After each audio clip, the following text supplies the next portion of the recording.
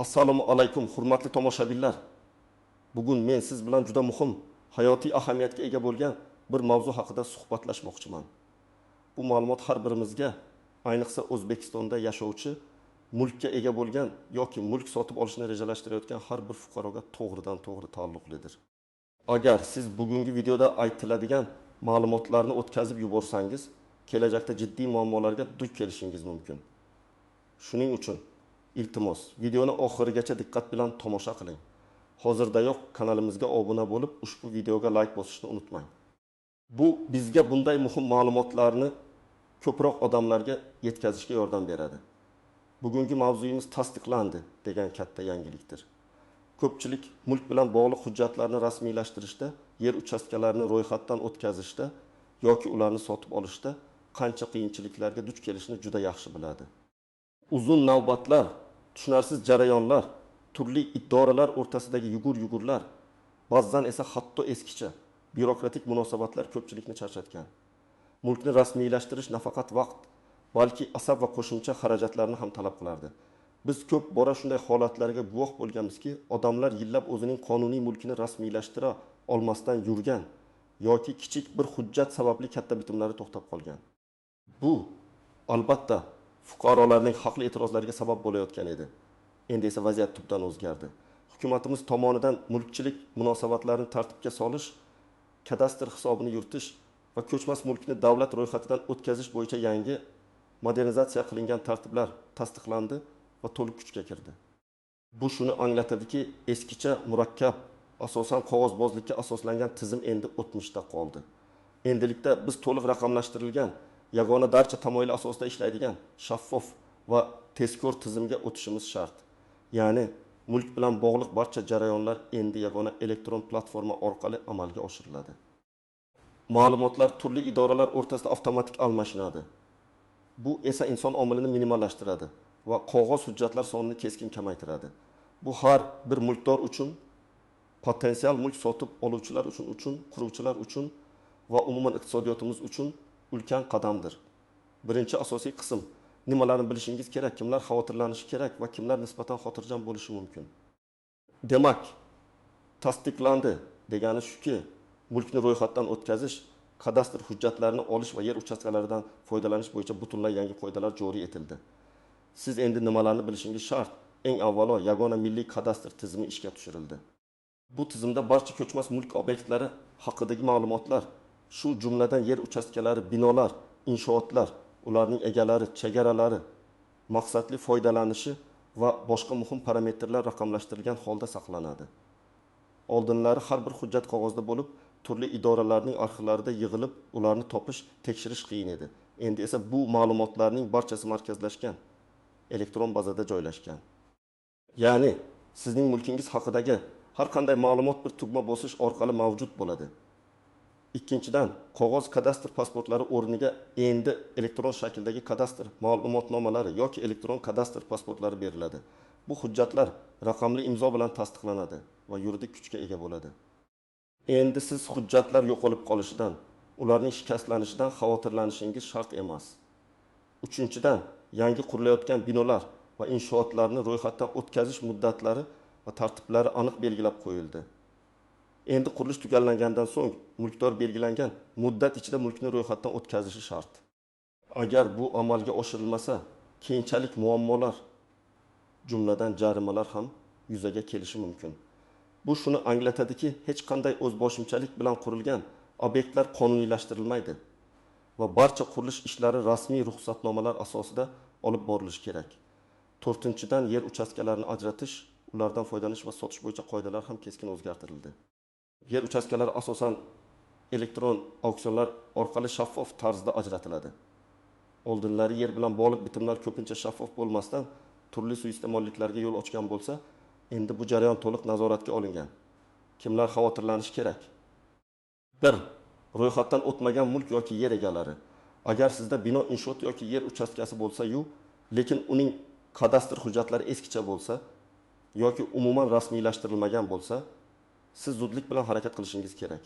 Masalan, Bobojon amakining 1990-yillarda qurgan, lekin hech qachon qonuniy rasmiylashtirmagan yozgi oshxonasi bo'lishi mumkin. Ilgari bu unchalik katta muammo hisoblanmasligi mumkin edi. Lekin yangi tizimda bu o'zboshimchalik bilan qurilgan inshoot sifatida baholanib, jiddiy jarimalarga yoki buzilish xavfiga olib kelishi mumkin.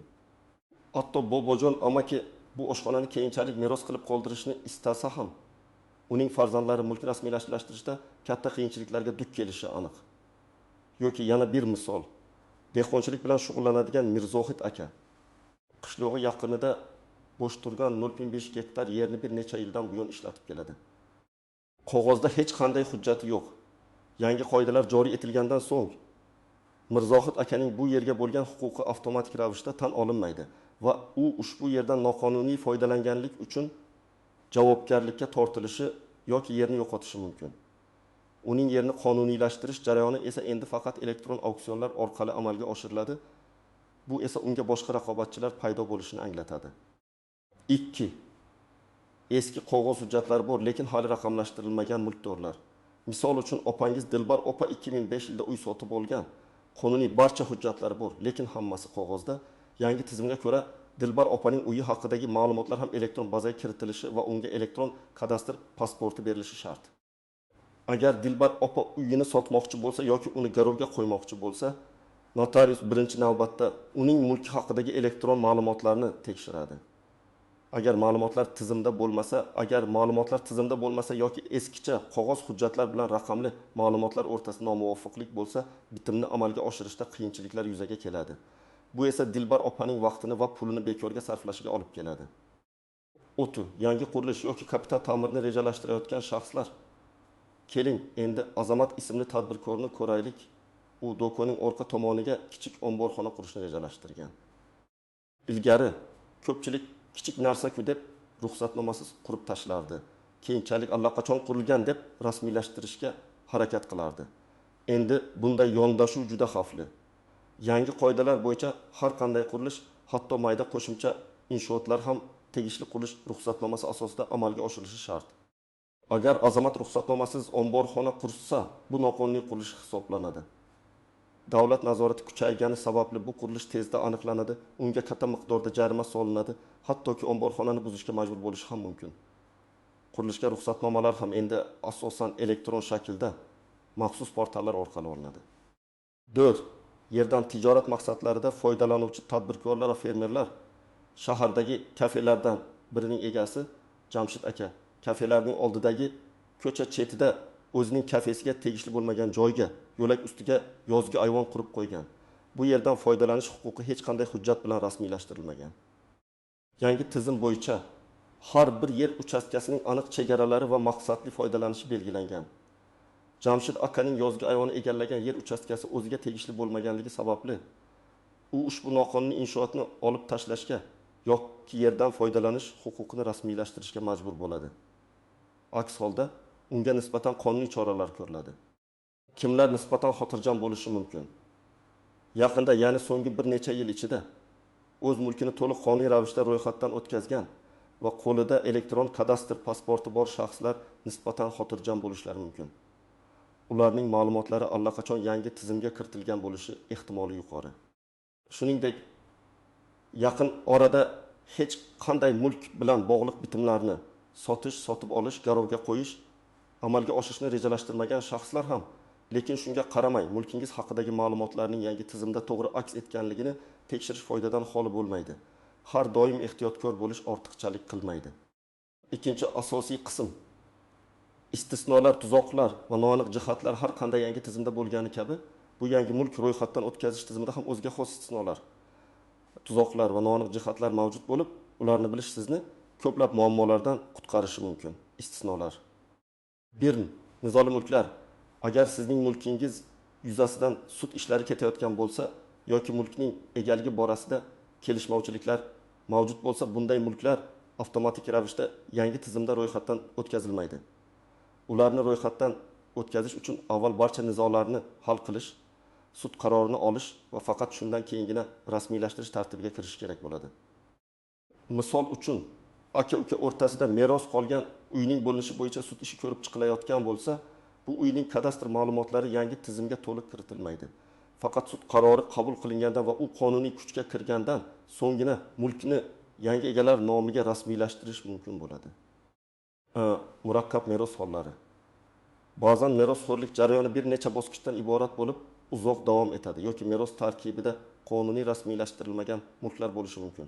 Bunday hollarda ham barcha merosxo'rlik hujjatlari to'liq rasmiylashtirilmaguncha mulkni yangi egalar nomiga ro'yxatdan o'tkazishda qiyinchiliklar yuzaga keladi. Marhumning mulki, masalan, 1920 yillarda qurilgan va hujjatlari juda eski bo'lgan kichik bir qo'shimcha bino meros masalasini murakkablashtirishi mumkin.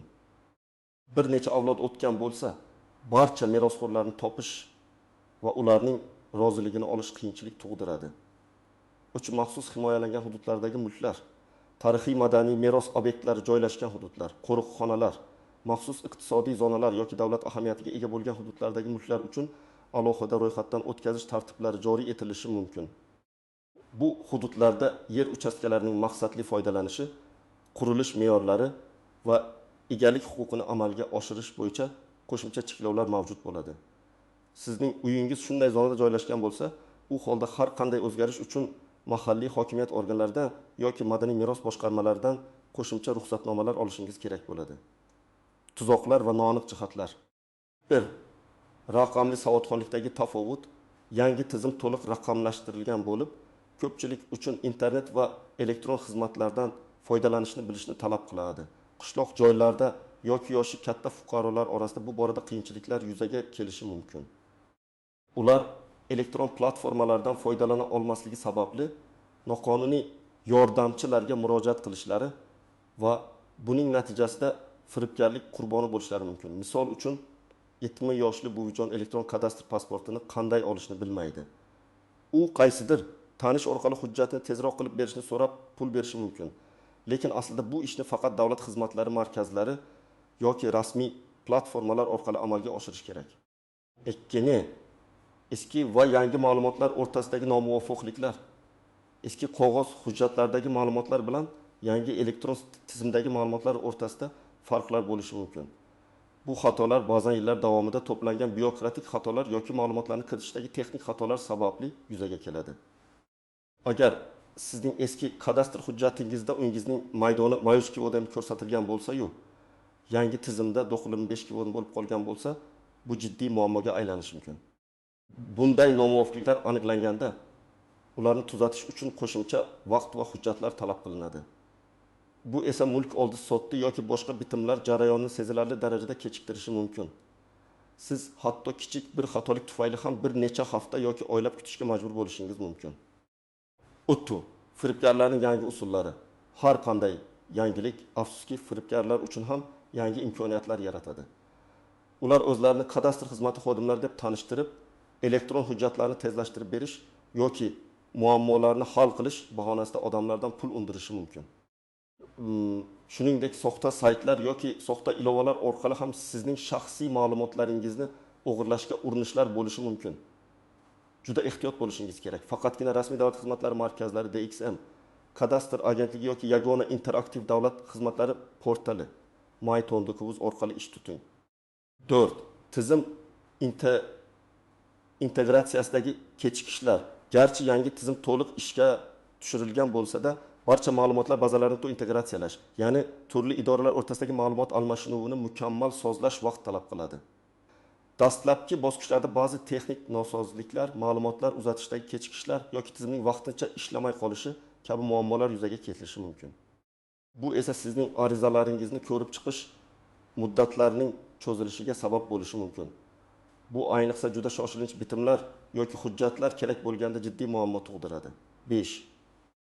Mulk kategoriyalarining o'zgarishi. Yangi tizimda yer uchastkalarining yoki binolarning maqsadli foydalanish kategoriyalari qayta ko'rib chiqilgan bo'lishi mumkin. Masalan, sizning yer uchastkangiz ilgari qishloq xo'jaligi maqsadida deb ro'yxatdan o'tgan bo'lsa, endi esa qo'riqlanadigan zonaga kiritilgan bo'lishi mumkin. Bu sizning yerdan foydalanish huquqingizni cheklab qo'yishi yoki soliq stavkalarini o'zgartirishi mumkin. Bunday holatlar mulkdorlar uchun kutilmagan moliyaviy yoki huquqiy muammolarni keltirib chiqarishi mumkin. 6. Kadastr muhandislarining yangi roli. Yangi tizimda akkreditatsiyadan o'tgan, sertifikatlangan kadastr muhandislarining roli yanada muhimroq bo'ladi. Ular mulkning chegara chiziqlarini aniq aqlashda, uning o'lchamlarini o'lchashda va ma'lumotlarni elektron tizimga kiritishda asosiy mutaxassislar bo'ladi. Noto'g'ri o'lchovlar yoki xato ma'lumotlar kiritilishi keyinchalik juda jiddiy muammolarga olib kelishi mumkin. Shuning uchun faqat ishonchli va sertifikatlangan mutaxassislarga murojaat qilish muhim. 7. Ipoteka va garovga ta'sir. Banklar endi ipoteka bitimlarini rasmiylashtirishda asosan elektron kadastr ma'lumotlariga tayanadi. Agar sizning mulkingiz haqidagi ma'lumotlar tizimda yo'q bo'lsa yoki noto'g'ri bo'lsa, sizning kredit olish imkoniyatlaringiz cheklanishi mumkin. Banklar xavfni kamaytirish uchun to'liq va aniq elektron ma'lumotlarni talab qiladi. Amaliy maslahatlar: nima qilishingiz kerak? Endi eng muhim qismga keldik. Bu yangiliklar sharoitida siz nima qilishingiz kerak? Qanday qadamlar qo'yishingiz zarur? 1. Mulkingizning holatini tekshiring. Qayerda tekshirasiz? Sizning birinchi qadamingiz mulkingiz haqidagi ma'lumotlar yagona milliy kadastr tizimida qanday aks ettirilganini aniqlash bo'lishi kerak. Buning uchun siz yagona interaktiv davlat xizmatlari portali myBankGov.ga kirib, kadastrga oid ma'lumotlar bo'limidan o'zingizning mulkingiz haqidagi ma'lumotlarni tekshirishingiz mumkin. Agar sizda internetdan foydalanish imkoniyati bo'lmasa yoki bu jarayon siz uchun murakkab tuyulsa, davlat xizmatlari markazlariga DXM murojaat qiling. Ularning mutaxassislari sizga yordam beradi. Nimalarni tekshirasiz? Mulkingizning turi, uy, yer, noturar joy, maydoni, aniq manzili, mulkdorlik shakli, xususiy ijara, yer uchastkasining maqsadli foydalanishi va eng muhimi, hujjatlarning ro'yxatdan o'tgan sanasi va raqamining elektron tizimda mavjudligiga e'tibor bering. Barcha ma'lumotlar sizning qog'oz hujjatlaringizdagi mos kelishiga ishonch hosil qiling. Agar qandaydir nomuvofiqlik aniqlansa, darhol uni tuzatish choralarini ko'rishingiz shart. 2. Agar faqat qog'oz hujjatlaringiz bo'lsa, ularni raqamlashtirishni boshlang. Qaysi hujjatlar? Sizning shaxsiy pasportingiz, ID karta, mulkka egalik huquqini tasdiqlovchi hujjatlar, old-sotdi shartnomasi, meros guvohnomasi, davlat orderi va hokazo hamda eski namunadagi qog'oz kadastr pasportingiz yoki kadastr ma'lumotnomangiz. Qayerda? Yuqorida aytib o'tganimdek, davlat xizmatlari markazlari DXM ga murojaat qiling. Ularning mutaxassislari sizning hujjatlaringizni qabul qilib, ularni elektron tizimga kiritishga yordam beradi. Bu jarayon bepul emas, uning uchun belgilangan miqdorda davlat boji undiriladi. Barcha kerakli hujjatlarning asl nusxalari va ularning nusxalari bilan boring. DXM xodimlari sizdan qanday ariza to'ldirish kerakligini va qaysi bo'limga murojaat qilish kerakligini batafsil tushuntiradi. Arizangizda mulk joylashgan manzil, kadastr raqami agar mavjud bo'lsa, mulkning asosiy xarakteristikalari va sizning shaxsiy ma'lumotlaringiz aniq ko'rsatilgan bo'lishi kerak. O'tu. Yangi qurilish yoki ta'mirlash ishlarini rejalashtirsangiz, ruxsatnomalarni onlayn oling. Yangi binolar, qo'shimcha inshootlar qurish yoki mavjudlarni kapital ta'mirlash, qayta qurishdan oldin majburiy tarzda qurilish ruxsatnomalarini olishingiz shart. Bu ruxsatnomalar ham yagona interaktiv davlat xizmatlari portali My orqali elektron tarzda rasmiylashtiriladi. Portalda qurilishga ruxsatnoma bo'limini topasiz va tegishli arizani to'ldirasiz. Nimalarni tayyorlaysiz? Loyiha hujjatlari, yer uchastkasiga egalik huquqini tasdiqlovchi hujjatlar, shaxsiy pasport nusxasi va boshqalar. Barcha hujjatlar elektron shaklda yuklanadi. Ruxsatnomani onlayn olish tartibi ancha tezkor va shaffof. Hech kimga ortiqcha pul to'lashingiz shart emas. Barcha hujjatlaringizning nusxalarini ham qog'ozda, elektron kadastr pasportini olganingizda, uni saqlash uchun bir nechta variantni ko'rib chiqing. Uni elektron pochtangizga saqlang, USB fleshga ko'chirib oling. Hatto bir necha nusxasini qog'ozga chiqarib ham saqlashingiz mumkin. Bu ma'lumotlarning yo'qolishidan himoyalanishga yordam beradi. 5. Uchinchi tomon yordamchilaridan ehtiyot bo'ling. Hech qachon shubhali shaxslarga yoki o'zini kadastr xodimi deb tanishtiradigan firibgarlarga ishonmang. Barcha masalalarni faqat davlat xizmatlari markazlari, kadastr agentligining rasmiy vakolatxonalari yoki myBankGov.uz portali orqali hal qiling.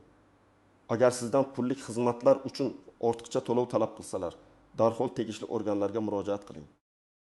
Rasmiy to'lovlar har doim chek bilan tasdiqlanadi va bank orqali amalga oshiriladi.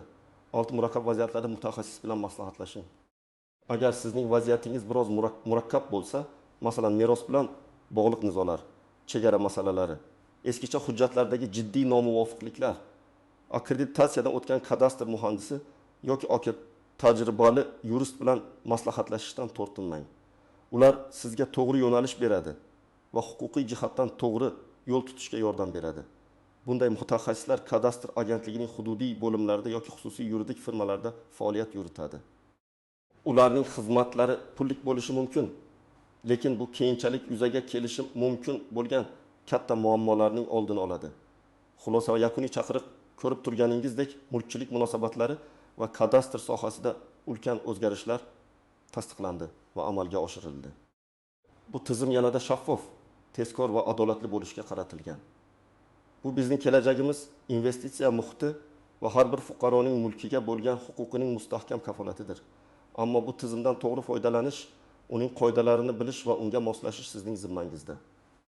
Kechikish va beparvolik kelajakda jiddiy muammolarni keltirib chiqarishi mumkin. Shuning uchun bugundan boshlab o'z mulkingiz hujjatlarini tartibga solishga kirishing. Ushbu videoda berilgan ma'lumotlar siz uchun foydali bo'ldi degan umiddaman. Bu sizni harakatga undaydi degan ishonchdaman. O'z fikr va mulohazalaringizni, shuningdek mulkni rasmiylashtirishda duch kelgan tajribalaringizni izohlarda yozib qoldiring. Bu boshqa tomoshabinlar uchun ham juda foydali bo'ladi. Videoni like bosing va kanalimizga obuna bo'lishni unutmang. Keyingi videolarda yana ko'rishguncha sog' bo'ling.